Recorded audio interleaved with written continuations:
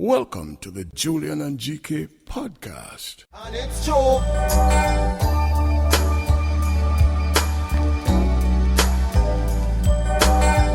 Welcome, everybody, to another episode of the Julian and G.K. podcast. This week, we're going to be talking about the top female wrestlers of the 21st century. Ladies! G.K., how are you feeling about this topic? I feel good, man. I feel good. The evolution is real. Yes. See what I did there? Yes. All right, we're going to get right into it, man. We're not going to waste any time because these ladies deserve our full attention, full steam ahead. Who's your number 10? Yep. Best female wrestler. And we're doing all time. This ain't 21st century. We're doing all time. Oh, I thought we were doing we're doing all time. We're doing all time? Yeah, we're doing all time, all right. bro. Well, then we're doing all time. All right. I thought that we were just doing female wrestlers of the century. See, more proof that we don't talk about this beforehand for real. We got our wires crossed. No, because okay. remember, we're doing all time because we both agreed that the majority of our list is going to be 21st century anyway. Oh, that's true. Right. That's true. You know what I mean? All right. So I only have to make one edit. Yeah. That's no problem. Okay, there you go. All right. That's let me talk. All right. So let me talk about my number 10. Okay. And I think her credit is overdue. You know, we seen you the whole time, Natalia. Mm-hmm. Right. So I got Natalia at number 10. Okay. I call her the bridge. Yep. She's the bridge between generations. She's the second generation WWE women's superstar. Mm-hmm. You know, she crosses the generations. She crosses the decade. She's the longest tenured. She's like the lead trainer in the back, like unofficially. Mm-hmm. There would be no... Ronda Rousey's not in my top 10, but everything good that you saw of Ronda Rousey in the ring was Natalia. Yeah. She's one of the most respected backstage, and she's never had a bad match. Yeah. Again, like, she's a foundational piece. Like, you can't start a franchise without her. So she's the diva bridge to Natalia's my number 10. Yeah, I mean that's a great pick. Great pick. She calls herself the BOAT for a reason. Best of all time. Not a great nickname, but that's all right. She's still like, I mean, Natalia is like, I call her like the constant in the women's division. Yeah. Like, and she's seen the different, like from when they were undervalued to when like the women's revolution started to rise to when they were like the main attraction. She's been there for all of it. So that's a great pick. My number 10 is someone who I feel went from someone who had a lot of promise and was kind of underutilized, and then she put herself in a new surrounding and was able to blossom and become the true star that she is, and that's Toni Storm, or should I say timeless Toni Storm. She was always a fantastic wrestler from her time in Stardom, when she did the Mae Young Classic, when she was in NXT. She's always put on great matches, but she was always missing like the character work. She was just like the punk rock chick. But when she went to AEW, she was like, I'm going to completely reinvent my character. And it's one of the best female characters ever. It's just like to have this insane thought of, I'm going to be an old movie legend who has lost her mind. And it plays perfectly. And she's hilarious, but she also still gets it done in the ring. So that's why I'm giving my number 10 spot to timeless Toni Storm. Okay. I'm not going to go against that pick. The only thing is her WWE run wasn't that great. The funny thing is, right... To all you AEW haters, I knew she was in AEW. And the main reason I know that, because one of the very few like clips and videos I get sent from AEW is of her. And they're like, yo, their words, not mine, like, yo, when is Shorty's caked out on AEW. And I'd be like, dog, she always had that. Yeah. She had that at WWE too. Where was you at? Yeah. So that's my expert journalistic analysis of Toni Storm. My number 9, the Glamazon. Okay. I got Beth Phoenix, the very first powerhouse. Yeah. With sex appeal. Yeah. She was the first to do both as a wrestler. Yeah. Right? Chyna got morphed into both, but she was never like a great, she was never a natural wrestler in the ring. Yeah. I feel like Beth Phoenix is that. Yeah. So I got Beth at 9. Okay. I mean Beth is amazing. So that's a good one. My number 9 is the genius of the sky, Io Sky. And that's like Io Sky is amazing. Like, even before she was Io Sky, when she was Io Shirai, and she wrestled in Stardom, and she wrestled in Lucha Underground, she was putting on these amazing matches. She has a match with Penta that, if you've never seen it, please go online and watch it. Like, it's an incredible match. And the stuff that she's willing to do, like, she is out of her mind to do the stuff she does for our entertainment, but she's amazing. Like, she's this tiny little thing, but she hits hard, she moves fast, she's willing to jump off of anything, trash can on her head, it doesn't matter, and she's just so entertaining, so fun. Io Sky, that's my number 9 pick. Love that. My number 8, I got Bayley. And the main reason I had Bayley is because she's the only one on my list, or the only one of the, at least WWE women I could think of, where she made it to the World Championship 2 different characters. Yeah. 2 different iterations. Yeah. So sorry, Nikki ASH. I still don't know what the hell that is. But to her credit, she got a world title out of it. Yeah. I can't knock it. But no, I thought the hugger gimmick was genius. Yes. And I thought she was making a mistake by switching it up. Same. Yeah, and I'm glad I was wrong. Yeah. So yeah, I think Bayley's one of the GOATs. We still kind of predict she'll leave WWE this year. If she does, great. Do what's best for you, girl. I got Bayley at 8. Yeah, funnily enough, I also have Bayley at 8. Wow. Yeah, for all the same reasons you thought. Like, I mean, the hugger gimmick I thought was genius, and I felt like she was going to be like the John Cena of the women's division. I thought that could go mainstream. Because the kids just like, oh my God, the kids loved her. So when she turned heel, I was like, oh, this is a mistake. Like, they're ruining the perfect gimmick. But then she was so good at a heel, and to me, I feel like on the women's side, she was the MVP of the pandemic era. Yeah. Like, she would come out when she would be like, you idiot, Michael Cole, and she was just that's when she really got over, and I felt like she was the most entertaining part on the women's division during the pandemic. So yeah, Bayley, that's an easy. I think she's their Jericho. Yes. So I'll give her that. My number 7 is Io. Okay. And really, it's for her 2025. Yeah. They booked her to be that, but at the same time, she earned the spot. Yeah. We agreed the triple threat at WrestleMania with her, Rhea, and Bianca's, the best match of the 2 nights. Yep. And a lot of that is her. But I don't know if she took it.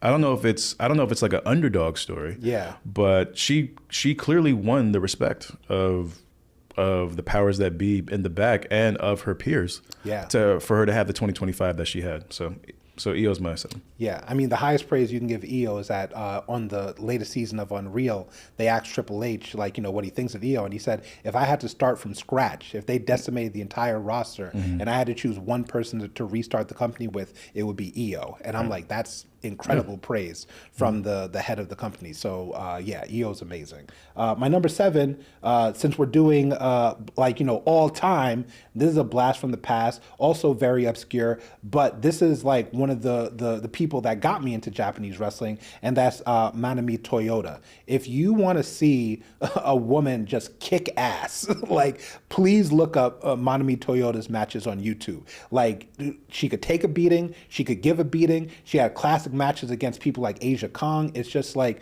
she was the women's revolution before the women's revolution. She was wrestling like men back in the 90s. So Manami Toyota, Japanese legend, that's my number 7 pick. I mean, let's go places. Number 6, I'm going to shock you with this. Okay. Sasha Banks. Oh. Mercedes Moné. All right. There's been 2 WrestleMania main events where women were the headliners. Mm-hmm. We all know the first one, but not enough people remember the second one. Mm-hmm. Sasha Banks versus Bianca Belair. Yep. And that moment, when that bell rang, and the 2 of them stared across from each other, and they started crying. Or they incredible. Try to hold back. Can't teach that. Can't manufacture that. And I don't even think that's what Vince and them intended. No. And it was like, forget characters, forget this storyline. Like, girl, this is a girl. moment. You know what we doing right now, girl. Enough said. But again, I have a soft spot for people who are undersized, who are fans first. Yes. And their passion drives them to heights that they could have never dreamed of. Yeah. She's the original swag of of the evolution in the 2010s. Yeah. Yeah. And she's tough. Yes.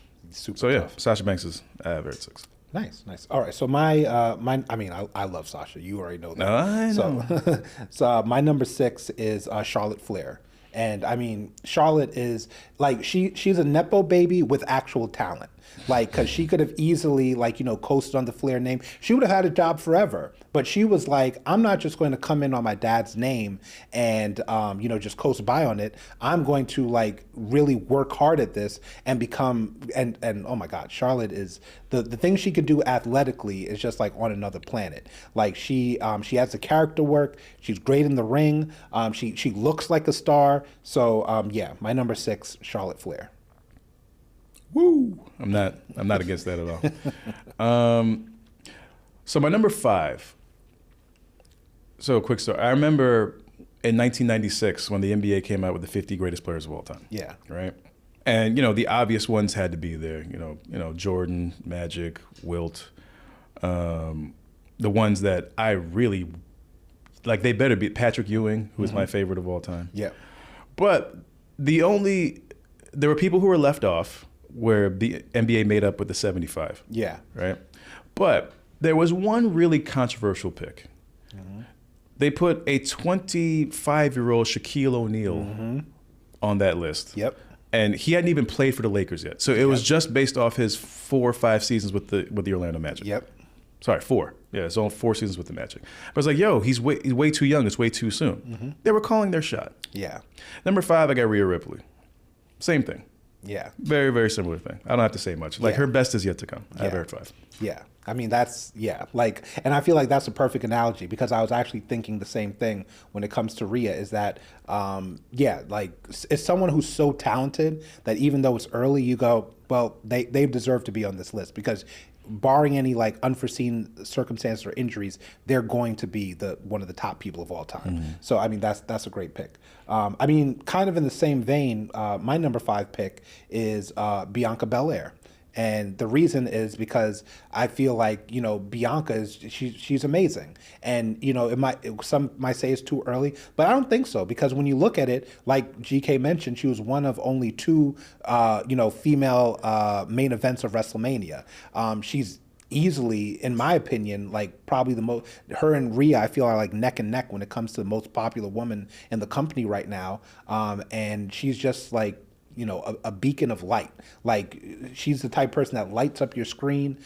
She's so good in the ring, so good. And she makes it look so easy. She's so fluid, like, with her movement. So that's why I know, like, barring anything unforeseen, she's just going to get greater and greater. So that's why my number 5 is Bianca Belair. Okay. I'm with that. Shout out to her. And Street Profits, Montez, like, man, don't get lost in the shuffle with this, with this black glow up. Yeah. That's happening. That's about to happen. Yep. My number 4. All right, I got to remind people this is an all-time list. Mm-hmm. Okay, so I know this is very 2010s. Yeah. Beyond heavy, but for obvious reasons. Yeah. So number 4 will not be from this era, and I feel like this is the best time to shout out. Like, the women who really laid the groundwork. Mm-hmm. Medusa. Yeah. / Alundra Blaze. Mm-hmm. Bull Nakano. Yep. Luna Vachon. Yep. Especially from a character standpoint. The Divas era, there was some wrestlers that happened. Yeah. And people who just went from nothing to something like Candice Michelle. Yeah. Oh, yeah. Became a great wrestler. Yes. Out of nowhere. She didn't have a long run once she figured that out. Yeah. But man. Yeah, she got real good, real quick. Yeah, there's some great Mickey James. There were some people who had Eve Torres. There were McCool. There were a handful. Yeah. But only one diva from that era got it. Yeah. Only one diva became an all-time great wrestler, and that's Trish Stratus. I have Trish at 4. Yep. I mean, you're going to get no argument from me there because my number 4 is Trish Stratus. Wow. Yeah, because I mean, I feel like, Trish is like, when Trish came in, she was like, of course, like a model, like gorgeous, beautiful. Like, I mean, she's still beautiful. But yeah, Trish in the 2000s. So you just figured, okay, she's eye candy. She's, the manager for TNA, which is like, like the puns back then. Yeah. But anyway, so, but she went on to like really take the wrestling part seriously, and she like the matches that she had with like Jazz, Victoria, like they are matches that still stand up to this day. Molly Holly, like and they stand up to this day, and that was during an era when they didn't really value the women the way that they do now. But Trish was just so undeniable that they had to give her the matches because the fans just demanded to see her, and she just improved with every outing. And yeah, Trish Stratus, number 4, easy. And she made the McMahon doc. There were no other women wrestlers that made the McMahon except Wendy Richter. But, you know, like, yeah. So, all right, we're in our top 3? Yep, top 3. All right. Number 3, and I'm hoping that when it's all said and done, she's actually number 1. I got Bianca at 3. Oh, yeah. Because I pretty much have most underappreciated athlete and biggest barrier breaker. Yeah. Yes. You have no idea how necessary a Bianca Belair is. Yes. In this space. Yes. You know, to the point where even Vince is like, yeah, I see it. Yeah. It's, I feel like she doesn't get enough credit. And I feel like, because of her 2025 and, that unfortunate injury, it's, so when she comes back, it must be like y'all must have forgot. Yeah. But don't forget her Elimination Chamber in 2025. Yeah. Like just that and the triple threat in wrestling. But she made Jade and Naomi in one night. In one swoop, and still endured the whole match and won. Yep. Yeah, and her promo with Naomi when they turned. Yep. Them tears, bro. Yep. Like Shawn Michaels has said it, Triple H has said it. I will say it as, being an actor for over 20 years. Mm-hmm. Women are better. They are. At acting and conveying emotion. Yeah. Bianca's the best I've ever seen. Yeah. She's in the wrestling world. Yes. In this space, right? So I got Bianca 3. Yeah. I mean, yeah, I love Bianca. So I'm fully on board with that. My number 3 is I'll just get right. It's Sasha. Sasha Banks, Mercedes Moné. From the time I first saw her in NXT, like I remember messaging GK and I was like, yo, there's this girl, Sasha Banks in NXT. She's amazing. She's going to be a big star. I said, she's beautiful. And I said, but she can wrestle her ass off. I said, she's going to be a big deal. And she proved me right because she went on to be probably the best heel character ever in NXT, went to the main roster, immediately was thrown into the world title scene where she would go trade back and forth with Charlotte. And then, of course, everything happened where she walked out of the company and people kind of discredited her. And she said, you know what? I'm going to go to AEW and then I'm going to have such an incredible run. I'm going to collect 13 belts. And she became 13 belts Monet, where I feel like right now she's living her dream. Because like GK mentioned earlier, she's a wrestling nerd, right? She loves wrestling. She's a true fan. Like she's the type that watched the tapes, watched Japanese wrestling, watched, the indie wrestling. So she gets to now travel the world because AEW allows her to go to different promotions, wrestle them. Like she was in Ireland, in Germany, and all these different random promotions and able to wrestle their champions and put those promotions on the map. Because now they have Mercedes Moné wrestling in their promotion, Mercedes Moné holding their belt, and then she's traveling the world, bringing it on AEW television. Like I feel like she's actually getting to live her dream now, and I'm so happy for her that she's able to do that and wrestle at a high level. Like she's had so many like banger matches over the past 2 years. It's crazy. So Mercedes Moné, that's my number 3 pick. I'm surprised you don't have her at 1 as much as you love her. Yeah. And of course, I know you're taking her Mercedes Moné into account. I just have her at 6 just based off Sasha Banks. Yeah. So, all right. So we are at our top 2. Mm-hmm. I think people know me. I think it's just like the top male wrestlers. I think my top 2 are maybe not as obvious, but if you think about it. Number 2, I got the men. I got Becky Lynch at number 2. You want to talk about self-made? She was not supposed to be a part of that main event. No. Like she made something out of nothing. She made something out of something that should have been catastrophic. Nia, like Like, I still say Taylor Swift needs to thank Kanye Yeah. for making her mainstream at those VMAs. Yeah. And I think Becky's nice enough, especially after watching Unreal. I think she's thanked Nia Jax. Yeah.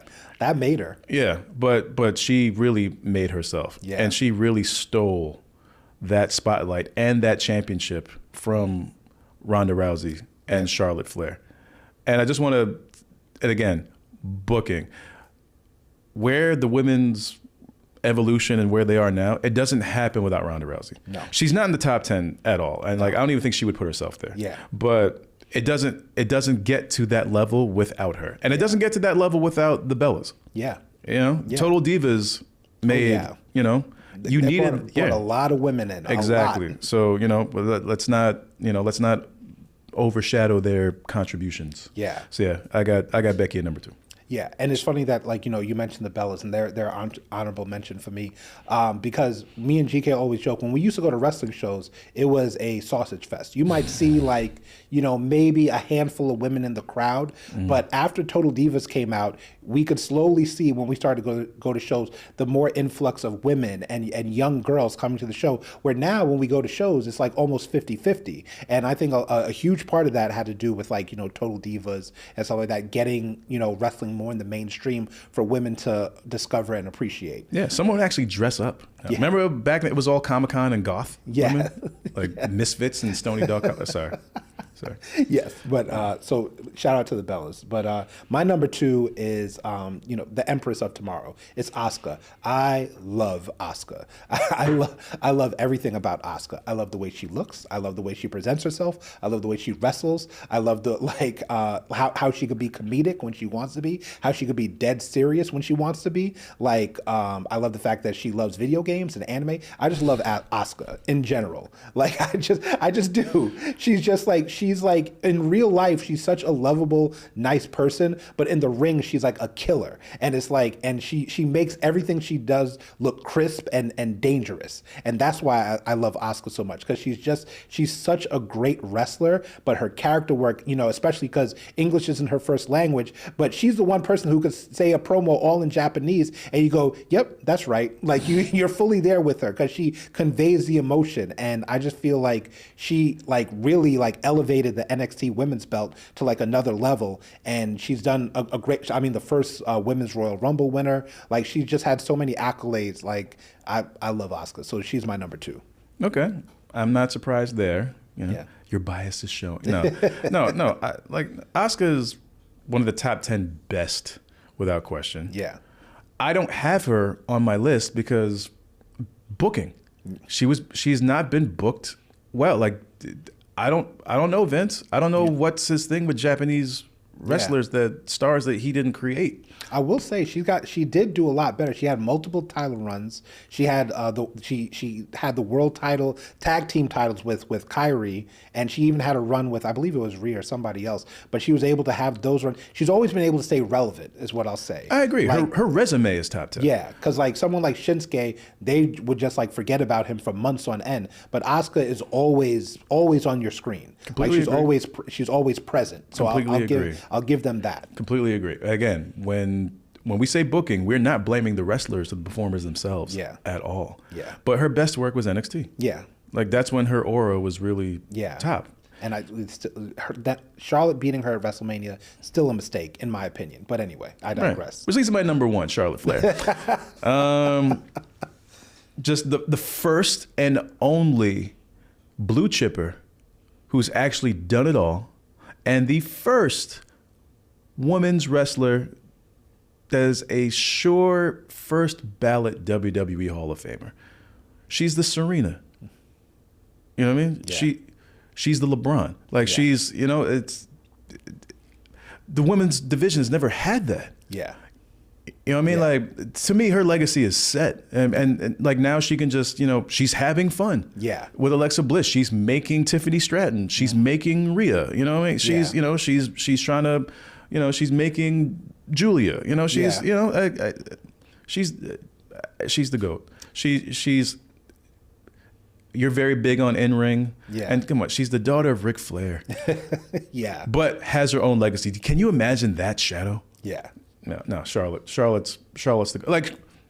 She's the only one in WWE Women's Division to have a legacy and a shadow that she could get lost in, or get smothered by. Yeah.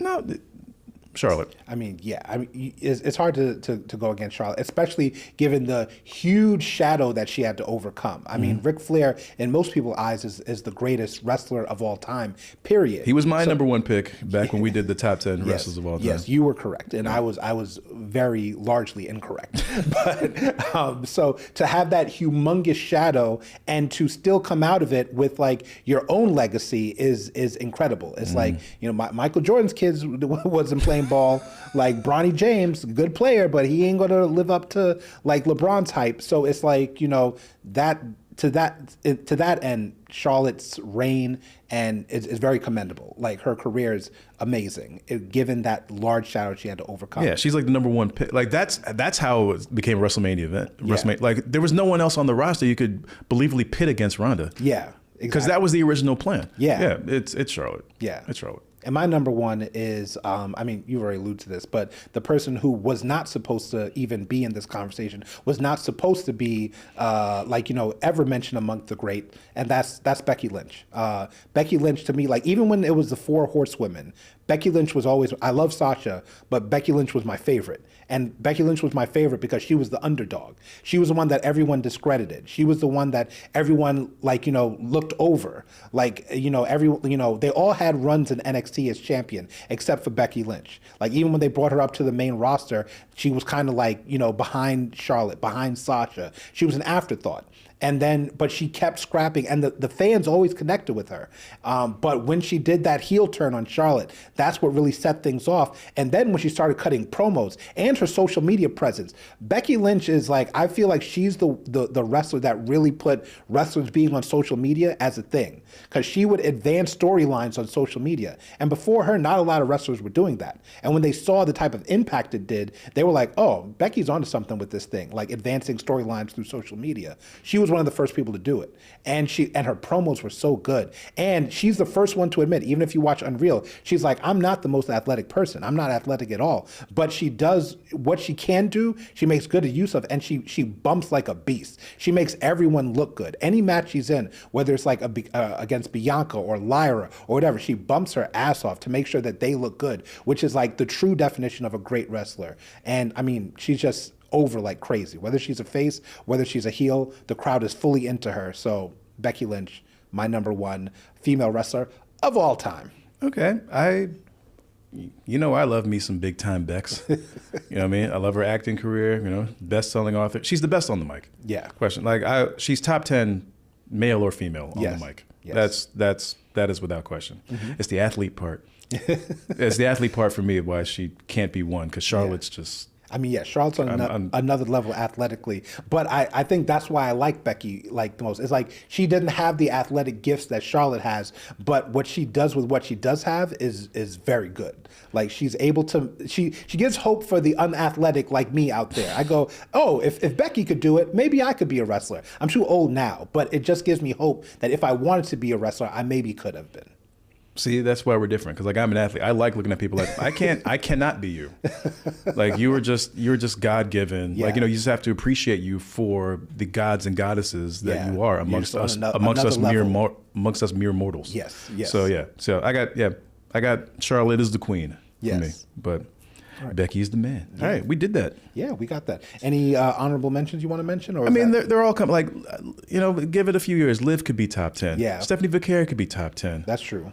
I just want to shout out a couple. Naomi, Naomi. Once Naomi finishes this run, proceed with caution, she'll be top 10. Listen, if Big Jim didn't knock up Naomi, she's my biggest omission. Yeah, she probably would have been in my top 10. That's the only reason she's not on it. Yeah. But yeah, Naomi, Rhea just narrowly missed it. I wanted to put Rhea. Wow, you didn't have Rhea? No, wow. I know. It's just it's because I love Timeless Toni Storm, and I was going back and forth between the two of them, but I just love the Timeless Toni Storm character. That's why I had to give her number 10.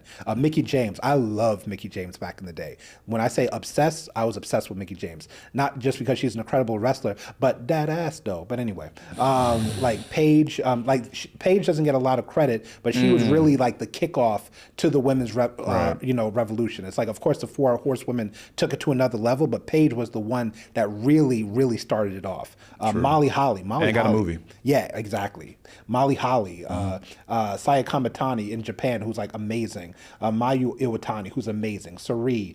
Victoria. Victoria doesn't get enough credit. Victoria was doing hardcore matches, doing all kinds of crazy stuff in an era when women really didn't do that. So I want to give Victoria her props. And AJ Lee. AJ Lee also, during the Divas era, she was like the antithesis of that, and she was able to kind of shine as a result. So those are some of my honorable mentions I want to shout out. Right.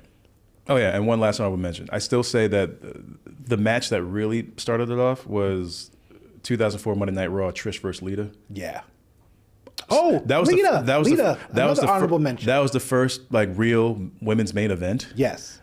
In this era, but I don't. The only reason I don't have Lita there is injuries. Yeah, but Lita would have easily been a top 10. Well, yeah. Also, we're talking about like wrestling crutches, and we're talking about 2000s. Like Lita, Lita from like 1999 to 2005. I think is like one of the hottest people. Ooh, younger fellas. Like, I know you don't know what a DVD is, but if you can somehow find them diva DVDs they used to do, the one on the beach with Tori and Stacy, and then the lingerie one with Lita and Crystal Marshall and oh my God. Incredible. We of course appreciate the women for their athletic gifts and how good they are in the ring, but also like it's not bad to look at them sometimes. They look really good. So all right, let's end this before we get canceled. Yeah, exactly. Let's end this. We're going to end this now on a positive note. So top female wrestlers of all time. Hope that you enjoy it. Subscribe to our channels. GK, where can they find you on social? GK Williams NYC. Yeah, Jules XMW. Also, Julian and GK Pod on TikTok if you want to find us there. All right. So for my boy GK, this is your boy Jules, Jamaican Alpha. Out. Thank you for listening to the Julian and GK podcast. And it's true. The Julian and GK podcast